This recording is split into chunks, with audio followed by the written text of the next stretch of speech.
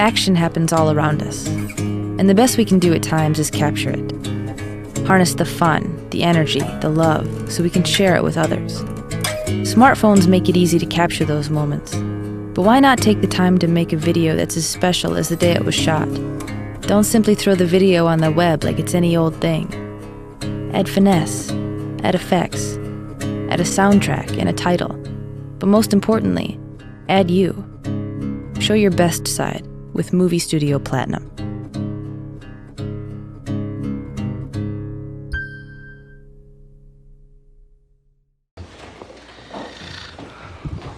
네, 성도 여러분 안녕하십니까?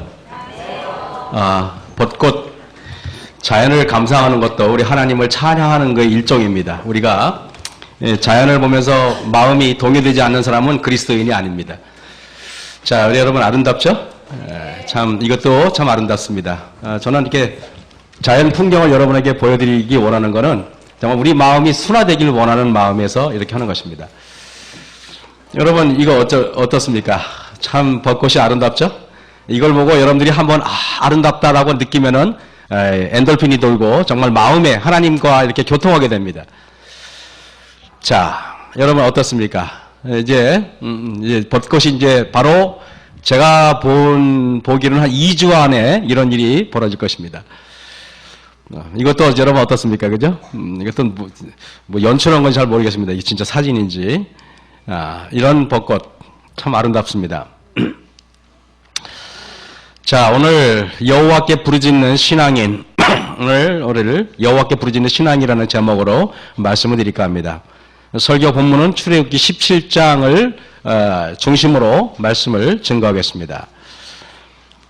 출애굽기 17장 1절에서 2절에 있는 말씀을 보면은요, 이스라엘 자손의 온 회중이 여호와의 명령대로 그 신광야에서 떠나 그 노정대로 행하여 르비딤의 장막을 쳤으나 백성이 마실 물이 없는지라 그랬습니다. 여러분, 일전에 한번 말씀드린 적이 있지만은 이스라엘 자손이 지가 불순종해가지고 하나님이 가라고 한 길을 가지 않고 엉뚱한 길로 가다가 마실 물이 없다면 이해가 되지만은 여기에 분명히 보지만은 여호와의 명령대로 하나님께서 시키는 대로 갔습니다. 그리고 그 노정대로 하나님께서 일러주신 그 길을 갔는데 마실 물이 없는 것입니다. 만약에 내가 하나님의 명령대로 가지 않아서 마실 물이 없다면은 당연한 것으로 받아들이고 그 실패와 그 배고픔과 목마름을 당연한 것으로 받아들이지만은 내가 하나님이 가라고 했는데 그 길로 갔는데 마실 물이 없으니까 백성이 화가 나는 것입니다. 분명히 구름 기둥과 불 기둥으로 인도했는데 백성들은 당장 눈에 보이는 모세가 원망스럽습니다. 백성이 모세와 다투어 가로되라는 말은 있는 불평 없는 불평, 아마 여기에 있는 저와 여러분들도 그런 불평에서 자유로운 분들이 과연 몇 분이나 있을까 생각이 됩니다. 여러분 생각해 보세요. 만약에 우리가 목이 마른데 겨우 목이 마른 게 아니라 지금 하루를 가고 이틀을 가는데 마실 물이 없어요. 아이들은 목마르다고 울부짖고 막 그러다 하면 여러분들과 어지간한 분들 치고는 불평하지 않을 분들이 별로 없는 것입니다. 모세가 여호와께 부르짖어 가로되 그랬습니다. 내가 이 백성에게 어떻게 하리까? 저는 모세를 보면서 이런 생각이 듭니다.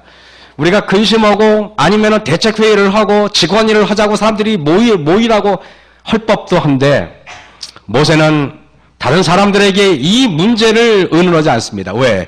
이 문제는 사람과 의논해서 될 문제가 아니기 때문에 그렇게 했을 것입니다. 모세가 여호와께 부르짖어 가로되 어차피 여러분 하나님께서 가라고 하신 길 마실 물이 없었기 때문에 그 해답을 주실 분은 누구밖에 없습니까? 여호와 하나님밖에 없기 때문에 그는 모세가 하나님께 부르짖는 것입니다. 모세가 여호와께 부르짖어 가로되 내가 이 백성에게 어떻게 하리까 그랬습니다. 여호와께서 모세에게 이르시되 백성 앞을 지나가서 이스라엘 장로들을 데리고 하수를 치던 네 지팡이를 손에 잡고 가라.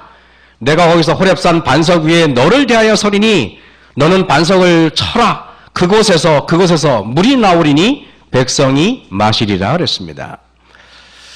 여러분, 모세에게 불평을 말하는 것은 하나님을 시험하는 겁니다. 그가 그곳 이름을 마사라 또는 무리바라 불렀으나 이는 이스라엘 자손이 다투었으며 또는 그들이 여호와를 시험하여 이르기를 여호와께서 우리 중에 계신가 아닌가 하였음이라 했습니다. 우리는 부지 중에 아무 생각 없이 불평을 할 때가 있어요. 아무 생각 없이 비난할 때가 있습니다. 만약에 하나님이 마음속에 계시다고 생각하는 사람은 결코 불평하지 않는다는 것입니다. 불평은 불신의 또 다른 표현이라고 말하는 것입니다. 여러분, 출애굽기를 읽어보면은 이스라엘 백성들이 가장 범죄하는데 그 범죄의 시초가 뭐냐면 불평이었습니다. 투덜투덜대는 것, 불평하는 것, 우리가 그런 습관이 있다면은 오늘 이 자리에서 하나님의 말씀으로 그 불평을 우리의 생애에서 내쫓는 저와 여러분이 되길 간절히 바랍니다. 여러분, 때에 아말렉이 이르러 이스라엘 백성들이 불평하고 불만하고 하나님을 시험할 때 그때 반석에서 물이 나왔지만은 하나님께서는 분명히 이 불평 불만하는 이스라엘 백성들에게 교훈을 주실 필요가 있었습니다. 이때라는 말은 바로 불평하는 그 백성들과 연관이 있습니다. 때에 아말렉이 이르러 이스라엘과 르비딤에서 싸우니라. 모세가 여호와에게 이르되 우리를 위하여 사람들을 택하여 나가서 아말렉과 싸우라. 내일 내가 하나님의 지팡이를 손에 잡고 산꼭대기에 서리라 그랬습니다. 오늘 저는 여기서 하나님의 지팡이가 무슨 의미가 있는지를 설명을 드리겠습니다. 여러분, 출애굽기 4장에 보면은요, 모세가 대답하여 가로되 그러나 그들이 나를 믿지 아니하여 내 말을 듣지 아니하고 이르기를 여호와께서 내게 나타나지 아니하셨다 하리이다. 여호와께서 그에게 이르시되 내 손에 있는 것이 무엇이냐 그랬습니다. 여러분, 모세는 이 손에 아무것도 없어요. 지갑도 없었고 핸드백도 없었고 가방도 없었고 돈도 없었고 아무것도 없었고 그 손에 들고 있는 거는 그저 양을 몰던 그 지팡이 하나 당장 있었습니다. 우리는 사람 하나님 앞에 이렇게 말할 수 있습니다. 하나님이 여러분에게 물어봅니다. 내가 가지고 있는 재능이 무엇이냐? 그러면 여러분, 하나님께서는 여러분이 가지고 있는 재능을 하나님께서 보이셔야 되는 것입니다. 모세가 하나님 앞에 바칠 수 있는 것은 지팡이 하나밖에 없었습니다. 내 손에 들어있는 것이 무엇이냐? 가로되 지팡이니이다. 그저 지팡이, 여러분, 그저 나무 막대기 하나 숲속에서 그냥 아무거나 끊어 잘라가지고 그냥 흔하디 흔한 지팡이 하나였습니다. 그때 여호와께서 가라사대 때 그것을 땅에 던지라 그랬습니다. 여러분, 지팡이를 땅에 던지라는 것입니다. 그런데 그것이 뱀이 됐습니다. 뱀이 되니까 여러분, 사막에 있는 뱀은 얼마나 맹독성이 있고 두려운 동물인지 모릅니다. 모세가 뱀 앞에서 피하며 모세도 광야에서 40년 동안이나 숱하게 뱀을 보았지만은 볼 때마다 뱀은 두려운 존재인 것입니다.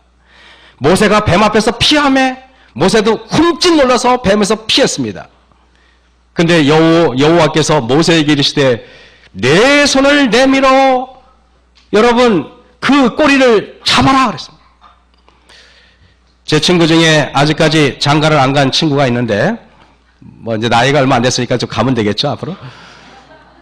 근데 이 친구가 저와 참 친한 친구예요. 이 친구는 참 제가 좋아하는데 제 앞집에 사는 친구인데 이 친구가 그 밤을 따라가면은요, 저는 1시간 동안에 요만큼 정도밖에 밤을 줍지 못하면 이 친구는 이만큼 주서요.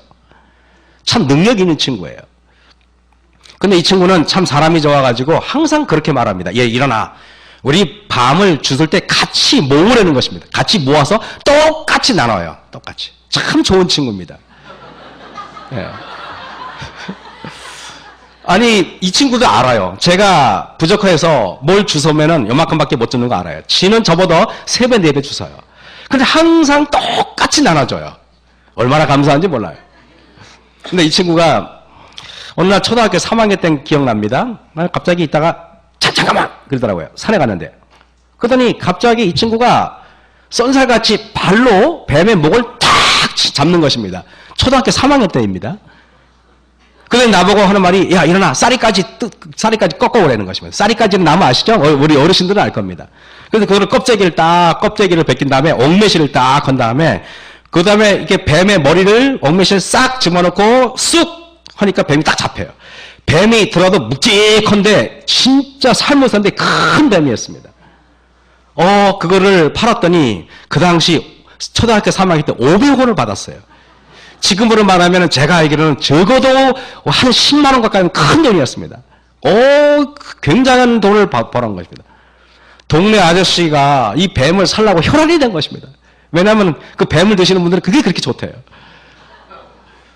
그래서 그 돈을 똑같이 나눴습니다. 제가 한 거는 쌀이까지로 이렇게 해가지고 준 것밖에 없어요.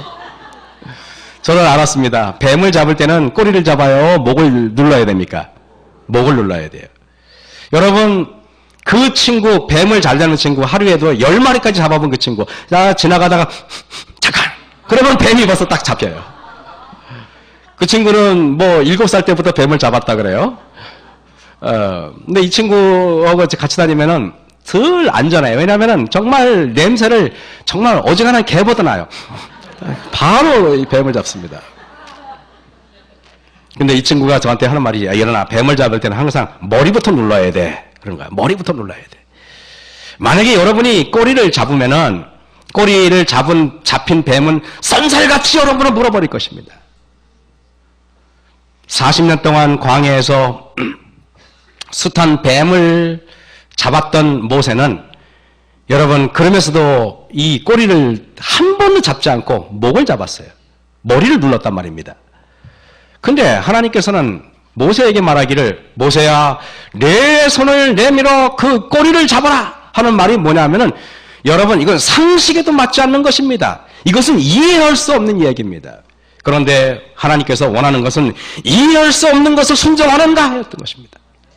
아브라함에게 이 아들을 바치라 그랬을 때, 여러분, 이해할 수 없는 것입니다. 이해할 수 없는 것을 순종하는가 하는 것입니다. 우리는 늘 불평하는 사람들은 논리가 정연합니다. 이러니까 내가 짜증나는 거예요 라고 할 말이 많아요. 하나님은 그런 사람은 쓰지 않습니다. 여러분, 하나님이 쓰시는 사람들은 무슨 말이든지 순종하고, 꼬리를 잡으라면 꼬리를 잡고, 아들을 바치라면 아들을 바칠 준비를 하는 사람들, 그런 사람들이, 하나님께서는 그런 사람들과 함께 한다는 사실을 우리는 잊지 않기를 간절히 바랍니다. 그가 꼬리를 잡으라. 여러분, 모세도 두렵습니다. 왜 아니 두렵겠습니까? 그렇지만은 하나님의 말씀을 모세가 얼마나 순종했으면은 당장 꼬리를, 주저함 없이 꼬리를 잡는 것입니다. 여러분, 저는 이걸 보면서 이런 생각이 됐습니다. 하나님께서 뱀을 잡을 때 머리 부분을 제압해야 되는 것 알지만은, 만약에 꼬리를 잡으면 뱀이 나를 물어 죽일 수도 있지만은, 모세의 심정은 뭔지 아십니까? 하나님, 죽으면 죽겠습니다. 에스더의 그 결심이 바로 섰던 것입니다. 하나님을 그가 어지간히 신뢰하지 않고는 이렇게 될 수 없습니다. 하나님, 내가 죽으면 죽으리이다. 그래서 너는 출애굽기 4장 17절에 이 지팡이를 손에 잡고, 모세의 지팡이가, 그가 죽을 각오를 하고 결심을 한 다음에 잡았을 때는 이미 그 지팡이는 모세의 지팡이가 아니라 하나님의 지팡이가 된 것입니다. 모세는 이 지팡이를 손에 잡고 이것으로 이적을 행할지니, 여러분, 하나님께서 모세에게, 모세의 이적은 바로 믿음이었던 것입니다. 지팡이는 그냥 지팡이가 아니라, 그냥 나무 지팡이가 아니라 바로 하나님의 지팡이가 됐기 때문에 놀라운 힘이 있는 것입니다. 출애굽기 7장에 여호와께서 모세와 아론에게 일러 가라사대, 때 바로가 너희에게 이르기를 너희 이적을 보이라 하거든 너는 아론에게 말하기를 너의 지팡이를 가져 바로 앞에 던지라 하라. 그것이 뱀이 되리라 그랬습니다. 여러분, 하나님께서 모세의 지팡이가 이미 던져서 뱀이 돼서 꼬리를 잡아서 지팡이가 된 것을 알았는데, 하나님께서는 여러분 검증이 끝나고 이미 실험을 해본 모세의 지팡이를 던지라고 말씀하지 아니하시고, 이번에는 바로 앞에 가서, 여러분, 대제국의 세계 최고의 패권 국가에 가서 그들의 권력 앞에 가서 하나님께서 말씀하시기를 모세의 지팡이가 아닌 아론의 지팡이를 던지라는 것입니다. 하지만 아론의 지팡이는 한 번도 뱀으로 별해본 적도 없고 한 번도 경험해본 일이 없는 것입니다. 저는 여러분 모세의 지팡이를 던지면은 이적은 확실한데 왜 아론의 지팡이를 던지라 하셨을까? 참으로 궁금한 것입니다.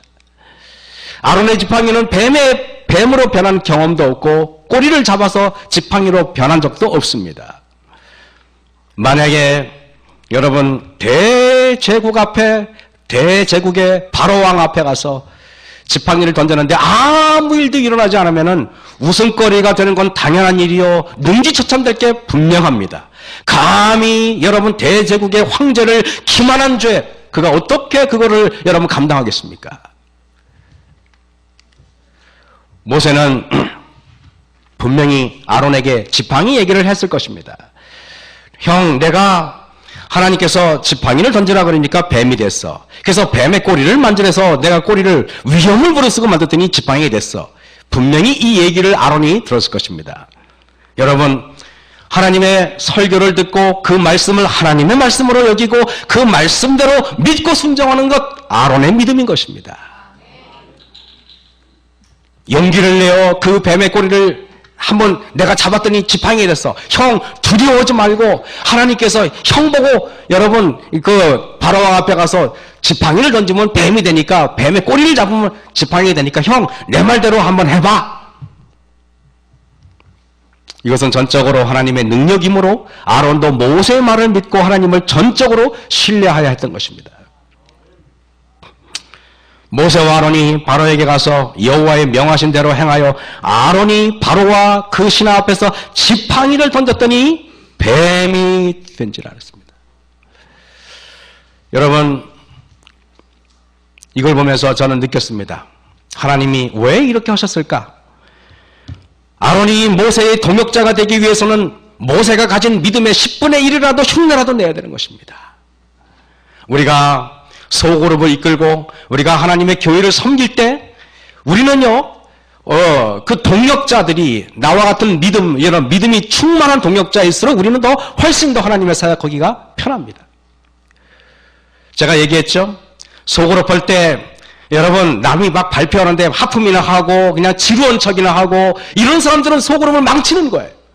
내가 동역자는 서로 여러분 상대방이 발표하면 눈을 동그랗게 뜨고 여러분 반짝반짝 해주고 눈 끄덕여주고 웃어주고 같이 박수 쳐주고, 그게 믿음의 동역자인 것입니다. 저는 이런 얘기를 합니다. 그리스도인이 봉사할 것은 어떻게 봉사를 하면 되나요? 여러분 예배 드릴 때 설교자를 위해서 끄떡끄떡 그려주고 눈 맞춰주고 여러분 그 뭡니까? 웃어주고 같이 아멘 해주는 거, 그게 봉사인 것입니다. 그것도 못하는 사람은 절대 밖에 나가서 못하게 돼 있어요. 저는 여러분에게 모세와 아론이 바로에게 가서 여호와의 명하신 대로 행하여 아론이, 여러분 모세가 아니고 뭐라고요? 아론이 바로와 그 신하 앞에서 지팡이를 던졌더니 뱀이 됐습니다. 그랬더니 애굽의 술사들도 지팡이를 던져서 뱀을 만듭니다. 그랬더니 아론의 뱀이 애굽의 술사들의 뱀을 다 잡아먹어버립니다. 하나님은 여러분 모세의 동역자인 아론도 준비시킬 필요가 있었던 것입니다. 이 교회 마석교회 장로님들만 훌륭한다고 되는 게 아니에요. 집사님들도 훌륭해야 됩니다. 집사님들만 훌륭하다고 되는 게 아닙니다. 우리 청년들도 훌륭해야 돼요. 청년들만 훌륭하다고 되는 게 아니겠죠. 우리 또 학생들 모든 성도가 다 훌륭하다면은 이 교회가 얼마나 큰 힘을 내겠습니까?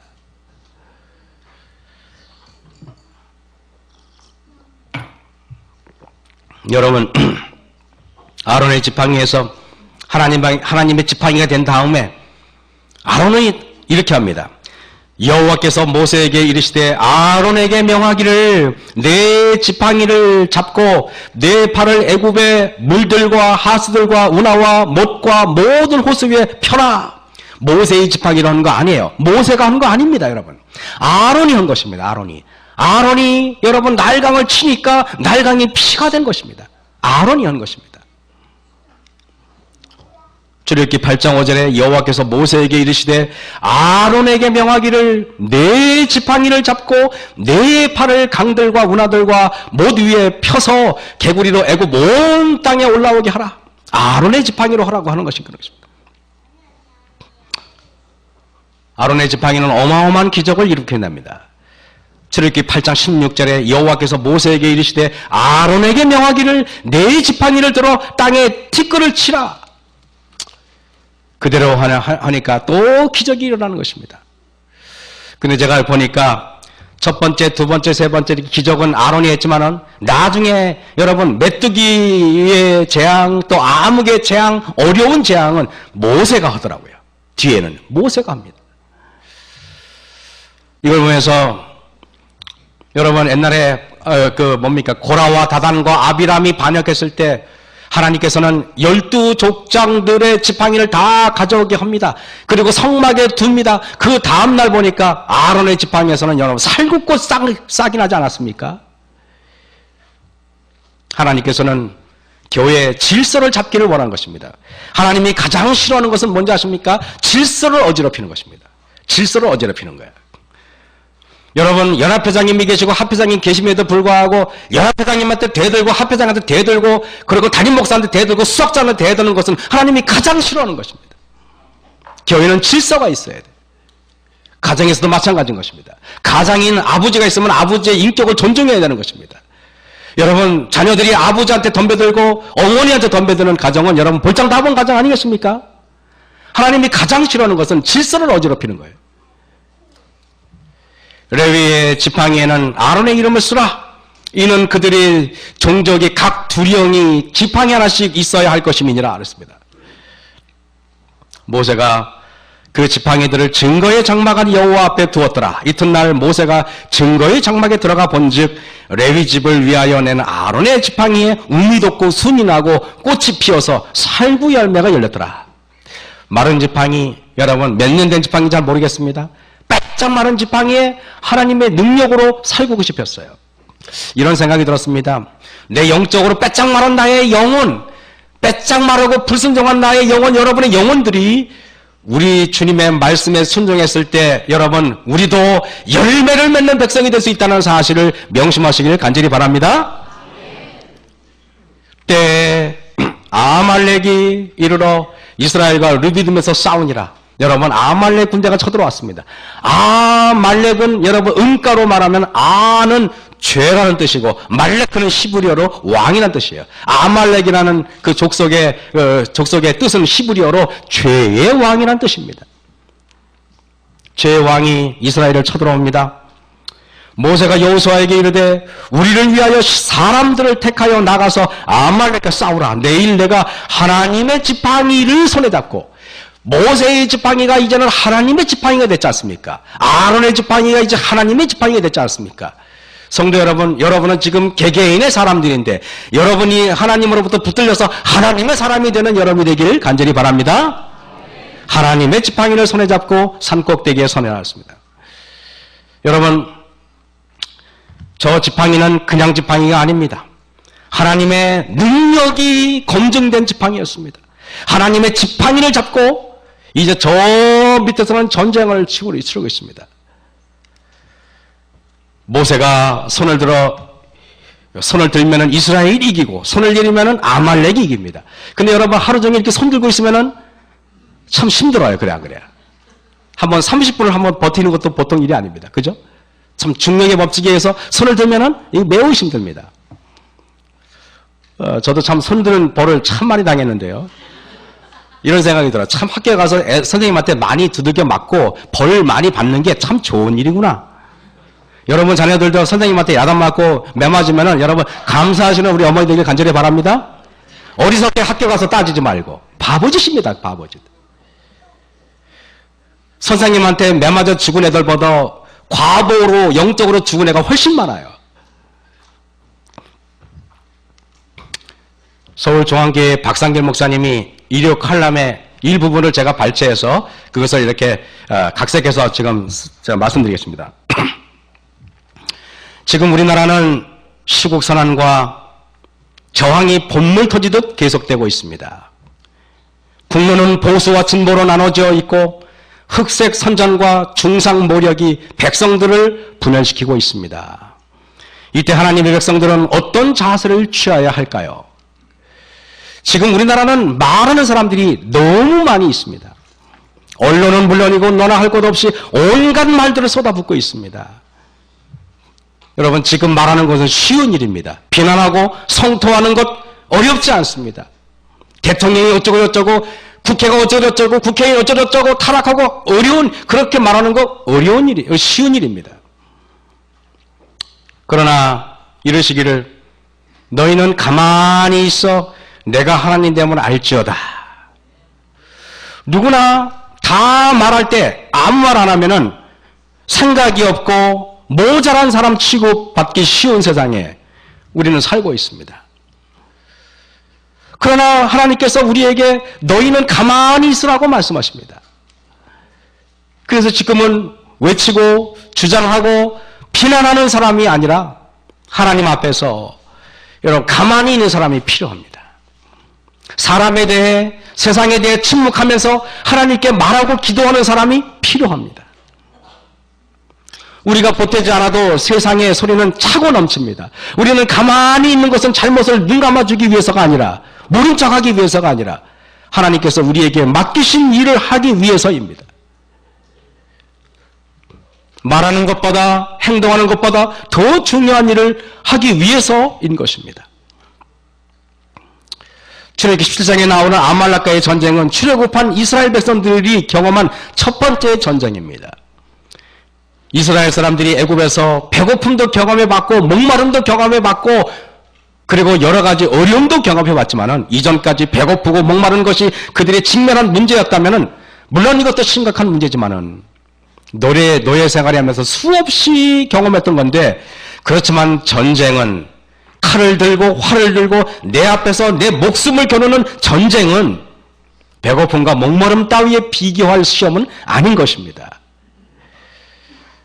이때 여러분, 모세가 취한 행동은 하나님의 백성들이 지금과 같은 난국에서 어떻게 행동해야 할지를 보여줍니다. 모세는 여호수아로 하여금 군대를 조직하여 아말렉과 싸우게 하고 자신은 산꼭대기로 올라갔습니다. 하지만 모세의 행동은 매우 어리석고 이해하기 힘든 결정이었습니다. 이스라엘 백성 중에 전쟁을 지도하고 지휘할 수 있는 사람은 모세밖에 없기 때문에 그렇습니다. 모세는 40년 동안에 여러분 애굽에서 최고의 군사 전문 기술을 습득한 사람이 바로 모세였던 것입니다. 이런 모세가 전력을 세우고 전투를 지휘할 수 있는 유일한 사람인데도 불구하고 모세는 싸우러 나가지 않았습니다. 그는 전쟁이 뭔지도 모르는 여호수아에게 전쟁을 맡기고 그는 산꼭대기로 올라갔습니다. 모세의 행동은 언뜻 이해가 안 되는 행동입니다. 그러나 산꼭대기에서 드리는 기도가 전장에서 전투하는 것보다 더 중요하고 우선한다는 사실을 깨달았기 때문입니다. 모세는 힘든 일을 피한 것이 아닙니다. 더 중요한 일, 더 시급한 일, 더 힘들고 어려운 일을 하기 위해 산꼭대기로 올라간 것입니다. 전쟁 상황을 보면 모세의 기도가 전쟁의 성패를 좌우한다는 사실을 우리는 출애굽기 17장을 통하여 알게 됩니다. 지금 우리나라, 우리 교단, 우리 교회가 직면한 문제에 대해서 말하고 싶은 분들이 많지만은 그 말하고 싶은 말을 참고 하나님께 기도하고 하나님께 부르짖는 그런 백성들이 하나님은 얼마나 하나님 간절히 원할까요? 하지만 모세처럼 우리도 사람들에게 외치지 말고 하나님께 외치는 거룩한 백성들이 되었으면 좋겠습니다. 사람들에게 말하면 불평이 되고 하나님께 말하면 기도가 됩니다. 지금 국민들의 정치권에 대해서, 기득권층에 대해서 분노하고 있습니다. 아마 우리 성도님들도 꽤 많은 의분을 느끼실 거라 생각합니다.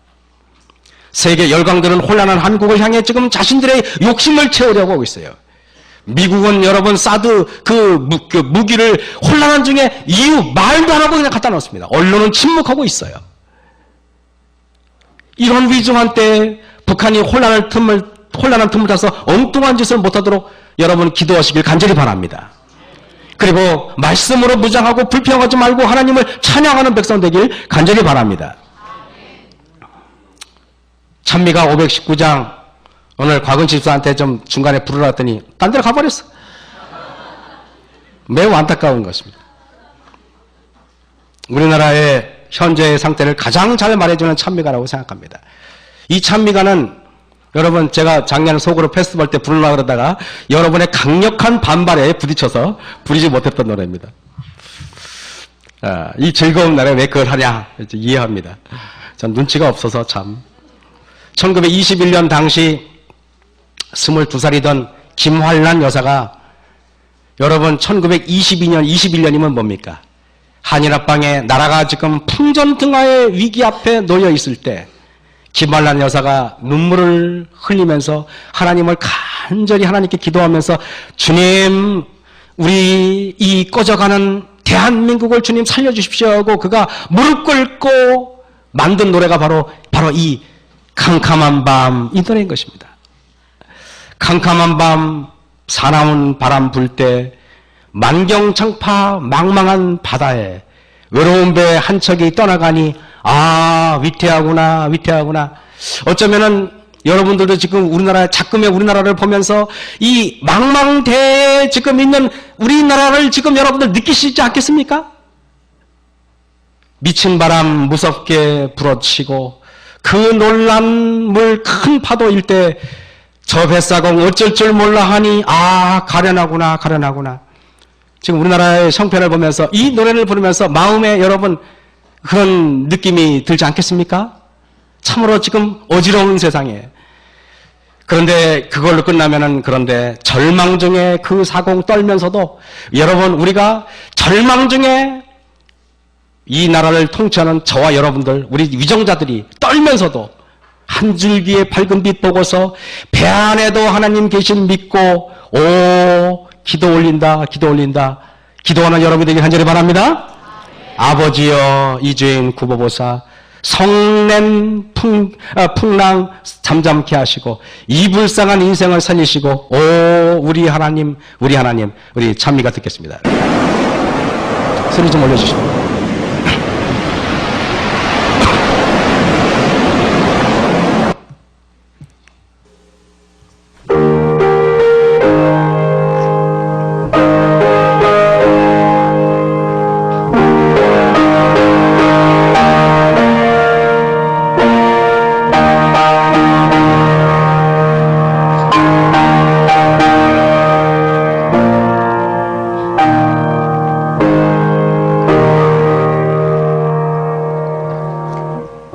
캄캄한 밤 사나운 바람 불 때 만경창포 망망한 바다에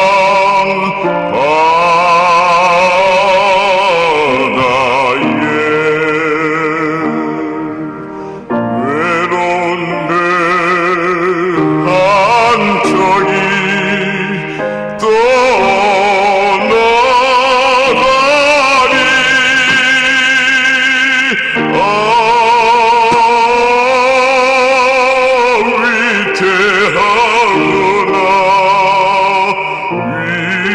위태하구나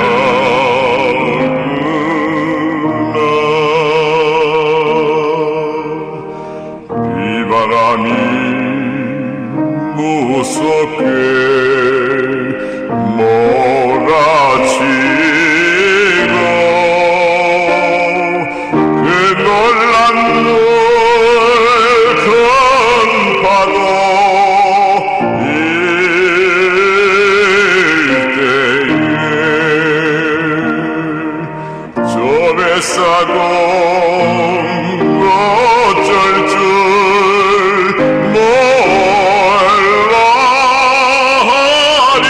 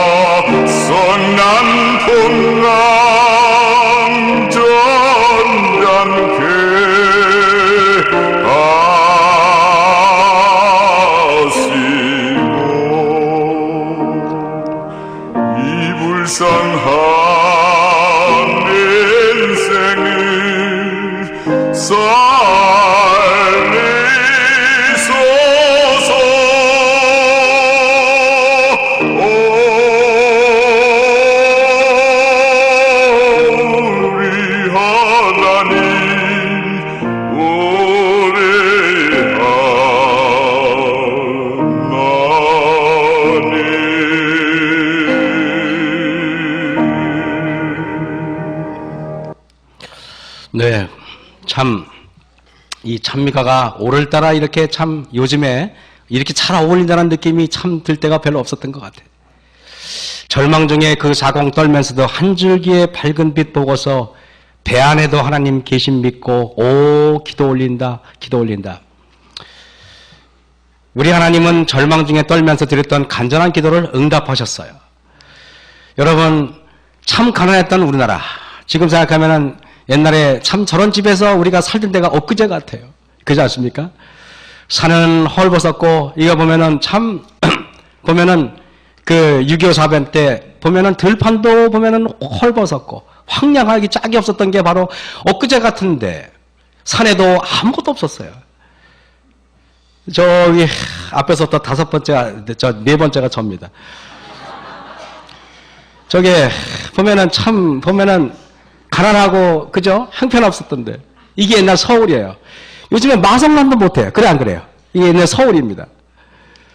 여러분 지금은 이렇게 변했습니다. 이거 서울도 아니고 부산이에요. 여러분 이거 보십시오. 이게 홍콩인지 아십니까? 이게 부산입니다. 부산이에요. 여러분 이거 뭐 보면 이 정도입니다. 대한민국이 이제는. 이게 옛날 같으면 상상도 못하는 일이 지금 벌어졌어요. 테헤란로죠. 옛날 산이 1952년도 산이 바로 이겁니다. 우리나라가 이랬어요. 어디 산에 가도 여러분 나무 한 그루 구할 데가 없는 게 바로 한국 산이었습니다. 이게 여러분 이게 뭐 옛날 얘기 아닙니다. 제가 어렸을 때도 아버지가 나무를 뒷동산에서 못 해가지고 지게 주고 3시간이고 4시간이고 들어가서 나무를 해갖고 오셨어야 돼요. 지금은 이렇게 변했습니다. 지금은 여러분 어느 산에 가도 이렇게 그냥 산이 푸르르고 이래요. 모세의 팔이 피곤함에 그들이 돌을 가져다가 모세 아래에 놓아 그 위에 얹게 하고 아론과 훌이 하나는 이 편에서 하나는 저 편에서 모세의 손을 붙들어 올렸더니 그 손이 해가 지도록 내려오지 아니한지라. 하나님께서 이스라엘 백성들에게 분명히 알게 보여주는 것은 뭐냐면은 모세를 깎아내리고 모세를 여러분 불평함으로 그들은 절대로 영적인 전쟁에 승리할 수 없다는 강력한 교훈을 주는 것입니다. 하나님께서 말하기를 모세의 손을 붙들어 주는 자, 그 자들만이 하나님의 축복을 받을 수 있는 그런 누리는 것입니다.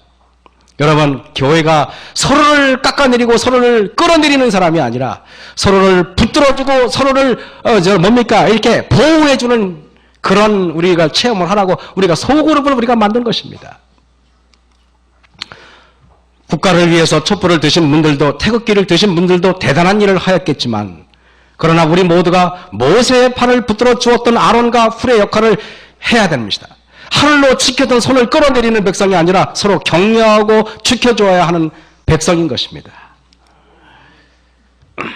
요나가 여러분 요나서에 보면 무리가 여호와께 부르짖어 가로되 요나서 1장 14절에 무리가 여호와께 부르짖어 가로되 여호와여 구하오느니 1장 16절에 그 사람들이 여호와를 크게 두려워하여 여호와께 제물을 드리고 서원합니다.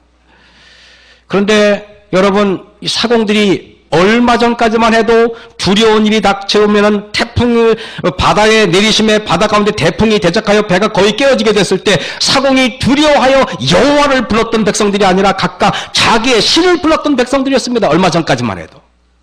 그런데 이 백성들이 어찌된 영문인지 자신의 신을 부르는 것이 아니라 여호와를 두려워하고 여호와의 이름을 부르는 백성이 되었을까요? 우리가 그에게 물어봅니다. 요나, 왜 이런 태풍이 우리에게 갑자기 이르러오지? 일기예보도 없던 건데. 요나가 말합니다. 내가 여호와의 낯을 피함인 줄 그들에게 고하였으므로 무리가 알고 심히 두려워하더니 이르되 내가 어찌하여 이렇게 하였느냐 물어봅니다. 요나가 여러분 바다가 자꾸 흉흉해지니까 말하기를 나를 들어 바다에 던져라. 그리하면 너희가 바다가 너희를 위하여 잔잔하리라. 너희가 이 큰 폭풍을 만난 것이 나의 연구인 줄을 내가 아노라 그랬습니다. 요나가 회개했습니다. 요나가 진심으로 회개했습니다. 여러분 그러니까 요나가 말하기를 나를 던져라 그랬습니다. 이것이 바로 로마서 12장에 말하는 산제사인 것입니다. 교회에 문제가 있고 가정에 문제가 있고 교단에 문제가 있으면은 나를 들어서 던지라고 말씀하시기 바랍니다. 저 장로님을 들어서 던지라고 하지 마시고, 저 합회장님을 들어 던지라고 하지 마시고, 저 옆에 있는 집사님을 던지라고 하지 마시고, 나를 들어 던지라고 하는 저와 여러분에게 간절히 바랍니다.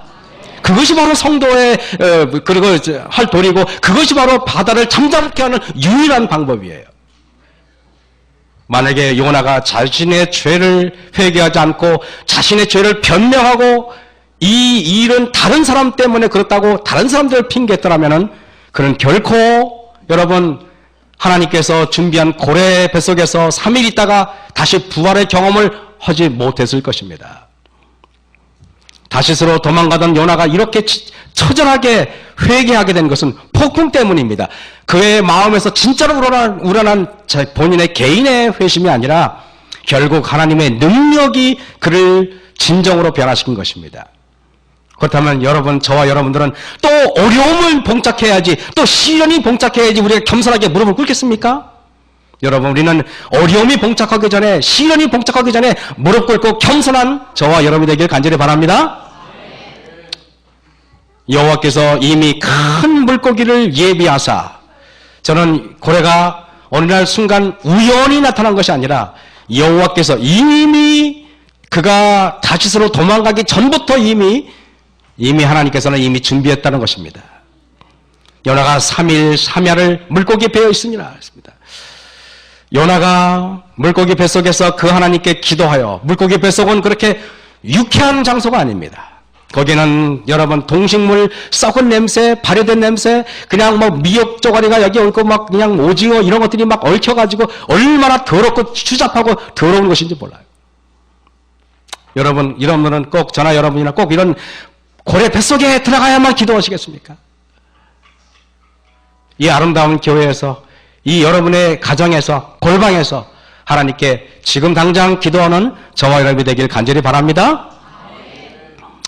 여호와께서 그 물고기에게 명하심에 요나를 육지에 토하니라. 하나님께서는 어찌된 영분인지 선지자에게 말했을 때는 그 말이 불순종의 대답으로 왔는데, 한낱 미물인 바다에 사는 고래에게 말씀하셨는데 그 미물인 고래는 하나님의 말씀을 순종하더라 이겁니다. 하나님께서는 진리를 안다고 자부하는 제7일 안식일 예수 재림 교인들이 회개하고 하나님 말씀에 순종하길 바라지, 한낱 미물인 여러분 고래가 순종하길 바라지는 않으셨을 것입니다. 하나님께서 요나에게 명령하셨지만 실패하셨는데 오히려 물고기에게 명했는데 물고기는 하나님의 말씀을 순종합니다. 만약에 큰 물고기가 여러분 하나님 말씀을 순종하지 않았다면 어떻게 됐을까요? 물고기가 처음에는 기분이 좋아가지고 요나를 덥석 배 안에 집어넣는데 나중에는 기분이 나빠가지고 뱉으라 그래도 안 뱉어. 에이 그냥 나 귀찮아 그냥 안 뱉어. 이러고 어떻게 하는, 불순종하면 어떻게 될까요? 미안하지만 요나는 죽습니다. 저는 이것을 보면서 이런 생각이 들었습니다. 결국 순종은 생명을 의미하는 것입니다. 순종이 생명인 것입니다. 하나님의 말씀에 순종하는 것이 생명인 것입니다. 순종이 생명이에요. 만약에 여러분 하나님께서 그 파도를 잠잠케 했는데 파도가 잠잠하라고 하는 명령을 불순종했다면 어떻게 됐을까요? 사고공동은 다 물에 빠져 죽었을 것입니다. 하나님의 말씀이 순종입니다. 하나님의 말씀이 순종이에요. 여호수아가 칼날로 아말렉과 그 백성을 쳐서 파하니라. 여호와께서 모세에게 이르시되 이것을 책에 기록하여 기념하게 하고 여호수아에게 귀에 외워 들리게 하라. 내가 아말렉을 도말하여 천하에 기억함이 없게 하리라 했습니다. 준비 이렇게 했는데 이거 다 하면 밥 못 먹습니다. 제가 이 말씀을 드리고 끝내겠습니다. 선악간의 대쟁투는 우리와 사단의 싸움이 아니에요. 이 싸움은 우리와 사단의 싸움이 아니라 하나님과 사단의 싸움입니다. 다시 말하면은 여러분이 하나님의 보호하심을 떠나서 그분의 은혜를 떠나서 여러분이 대적할 수 있는 존재가 아니라는 사실입니다. 여러분은 사단한테 싸우면 100점 100패할 수밖에 없어요. 여러분은 사단이 화내려면 화내고 불평하려면 불평하고 짜증내려면 짜증내고 시기하려면 시기할 수밖에 없는 백성이라 이 말입니다. 이제 우리가 할 일은 우리의 의지를 그분께 드리고, 여러분 이제 우리는 주님의 깃발 아래서 주님의 군사로서 선과 악의 대쟁투에 우리 하나님과 연합하여 이 전쟁을 끝낼 수 있는, 그래서 하나님께 부르짖는 귀한 하나님의 신앙이 되시길 바라면서 말씀을 마치겠습니다.